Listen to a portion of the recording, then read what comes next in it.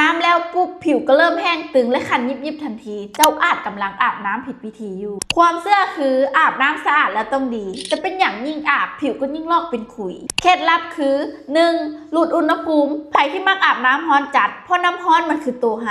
มันจะดึงน้ำมันธรรมชาติออกจากผิวเจ้าจนหมด 2. เซาไส้สบู่ที่ฟองหลายเพราะสบู่ที่ฟองหลายหรือใยคัดโตที่หยาบเกินไปจะทำร้ายเกาะผิวของเจ้าได้ใช้มือลูบเบาๆก็พอ 3. ห้ามเซ็ตโตแห้งหลังอาบน้ำให้ใช้ผ้าที่นุ่มๆซับเบาๆอย่าเซ็ตหรือถูให้ผิวเจ้ายังคงมีความชุ่มชื่นเหลืออยู่และที่สำคัญทาครีมบำรุงผิวทันทีภายใน3 นาทีหลังออกห้องน้ำตอนที่ผิวเจ้ายังหมาดอยู่เพราะตอนนี้คือช่วงเวลาทองเพียงแต่ปรับ3 สิ่งนี้ผิวเจ้าจะสามารถเก็บความชุ่มชื่นไว้ได้ดีขึ้นเซาคันเซาลอกผิวจะรู้สึกนุ่มสบายบ่ต้องลงทุนซื้อครีมแพงๆเพียงแต่ปรับพฤติกรรมการอาบน้ำเท่านั้นเคล็ดลับกู้ผิวแห้งดีๆแบบนี้เซฟไว้ให้ตามเลยเด้อ